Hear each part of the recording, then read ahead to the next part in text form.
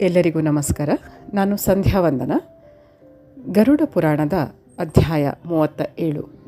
ಈ ಅಧ್ಯಾಯದಲ್ಲಿ ನಾವು ತಿಳಿಲಿಕ್ಕಿರುವಂತಹ ವಿಷಯಗಳು: ಜೀವದ ಯಮಪುರಿಯ ಪ್ರವೇಶ, ಅಲ್ಲಿ ಶುಭ ಅಶುಭ ಕರ್ಮಗಳ ಫಲಭೋಗ, ಕರ್ಮಾನುಸಾರ ಅನ್ಯ ದೇಹದ ಪ್ರಾಪ್ತಿ, ಮನುಷ್ಯ ಜನ್ಮ ಪಡೆದು ಧರ್ಮಾಚರಣೆಯೇ ಮುಖ್ಯ ಕರ್ತವ್ಯ. ಈ ವಿಚಾರಗಳ ಬಗ್ಗೆ ಶ್ರೀಕೃಷ್ಣನ ಮಾತು: ವಾಯುರೂಪವಾಗಿ ಹಸಿವೆಯಿಂದ ಪೀಡಿತ ಕರ್ಮಜನ್ಯ ಶರೀರದ ಆಶ್ರಯ ಪಡೆದ ಜೀವ ಯಮನೊಡನೆ ಚಿತ್ರಗುಪ್ತ ಪುರಿಯತ್ತ ಹೋಗುತ್ತದೆ. ಚಿತ್ರಗುಪ್ತ ಪುರಿ 20 ಯೋಜನದಷ್ಟು ವಿಸ್ತಾರವಾಗಿದೆ. ಅಲ್ಲಿ ನಿವಾಸ ಮಾಡುವ ಕಾಯಸ್ಥ ಕಾಯಸ್ಥ ಹೆಸರಿನ ಒಂದು ದೇವಜನ್ಮ ವಿಶೇಷರು ಸಕಲ ಜೀವಿಗಳ ಪಾಪ ಪುಣ್ಯವನ್ನು ಸೂಕ್ತವಾಗಿ ಸರ್ವೇಕ್ಷಣ ಮಾಡುತ್ತಾರೆ. ಮಹಾದಾನ ಮಾಡಿದರೆ ಅಲ್ಲಿ ಹೋದ ವ್ಯಕ್ತಿ ಸುಖದ ಭೋಗ ಮಾಡುತ್ತಾನೆ. ಹಾಗೆ 24 ಯೋಜನದಷ್ಟು ವಿಸ್ತಾರವಾದ ವೈವಸ್ವತ ಪುರವಿದೆ. ಲೋಹ, ಉಪ್ಪು, ಅರಳೆ ಹಾಗೂ ತಿಲಭರಿತ ಪಾತ್ರೆ ದಾನ ಮಾಡಿದರೆ ಅದರ ಫಲವಾಗಿ ಯಮಪುರದಲ್ಲಿ ನಿವಾಸ ಮಾಡುವಂತಹ ದಾನಿಯ ಪಿತೃಗಳು ಸಂತೃಪ್ತರಾಗುತ್ತಾರೆ. ಅಲ್ಲಿ ಧರ್ಮಧ್ವಜನೆಂಬ ದ್ವಾರಪಾಲಕ ಸದಾ ದ್ವಾರದ ಬಳಿ ಸ್ಥಿತನಿರುತ್ತಾನೆ. ಸಪ್ತಧಾನ್ಯದ ದಾನ ಮಾಡೋದ್ರಿಂದ ಧರ್ಮಧ್ವಜನು ಪ್ರಸನ್ನನಾಗುತ್ತಾನೆ. ಅಲ್ಲಿಗೆ ಹೋದಾಗ ಪ್ರತಿಹಾರನು ಪ್ರೇತನಿಗೆ ಶುಭ ಅಶುಭದ ವರ್ಣನೆ ಮಾಡುತ್ತಾನೆ.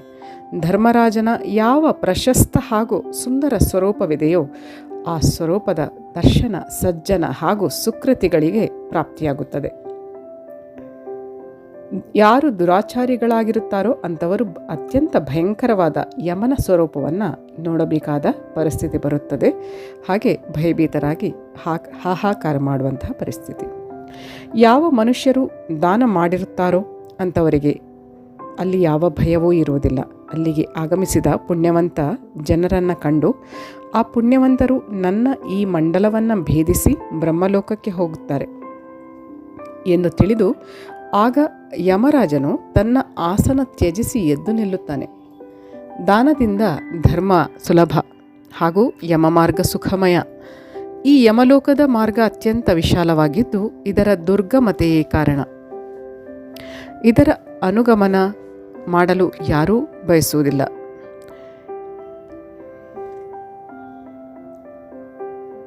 ದಾನ ಪುಣ್ಯ ಮಾಡದೆ ಜೀವಿಯು ಧರ್ಮರಾಜನ ಭವನದಲ್ಲಿ ತಲುಪುವುದು ಸಂಭವ ಇಲ್ಲ. ಆ ರೌದ್ರ ಮಾರ್ಗದಲ್ಲಿ ಮಹಾಭಯಂಕರ ಯಮನ ಸೇವಕರು ಇರುತ್ತಾರೆ. ಒಂದೊಂದು ಪುರದ ಮುಂದೆ 1,000 ಸೇವಕರ ಉಪಸ್ಥಿತಿ ಇರುತ್ತದೆ. ಯಾತನೆ ಕೊಡುವ ಯಮದೂತರು ಪಾಪಿಯನ್ನು ಹಿಡಿದು ಬೇಯಿಸುತ್ತಾರೆ.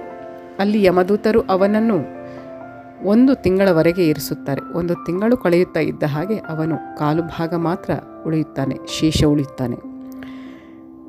ಯಾವ ಜನರು ಆರ್ಧದೇಹಿಕ ಕ್ರಿಯೆಯಲ್ಲಿ ಹೇಳಿದ ದಾನಗಳನ್ನು ಮಾಡುವುದಿಲ್ಲವೋ ಅಂಥವರು ತುಂಬ ಕಷ್ಟ ಭೋಗಿಸುತ್ತಾ ಆ ಮಾರ್ಗದಲ್ಲಿ ಹೋಗುತ್ತಾರೆ. ಆದ್ದರಿಂದ ಮನುಷ್ಯರು ಯಥಾಶಕ್ತಿ ದಾನ ಮಾಡಬೇಕು. ದಾನ ಮಾಡದೇ ಇದ್ದಲ್ಲಿ ಜೀವಿಯು ಪಶುವಿಗೆ ಸಮಾನವಾದ ಪಾಶಗಳಲ್ಲಿ ಬಂಧಿಸಲ್ಪಟ್ಟು ಯಮದೂತರಿಂದ ಅದೇ ರೀತಿ ಒಯ್ಯಲ್ಪಡುತ್ತಾನೆ. ಮನುಷ್ಯ ಎಂತೆಂಥ ಕರ್ಮಗಳನ್ನು ಮಾಡುತ್ತಾನೋ ಅದೇ ಪ್ರಕಾರದ ಜನ್ಮಗಳಲ್ಲಿ ಹೋಗುತ್ತಾನೆ. ಹಾಗೆಯೇ ಆ ಜನ್ಮಗಳನ್ನು ಭೋಗಿಸುತ್ತಾ ಅವನು ಸಕಲ ಪ್ರಕಾರದ ಲೋಕಗಳಲ್ಲಿ ಸಂಚರಿಸುತ್ತಾನೆ.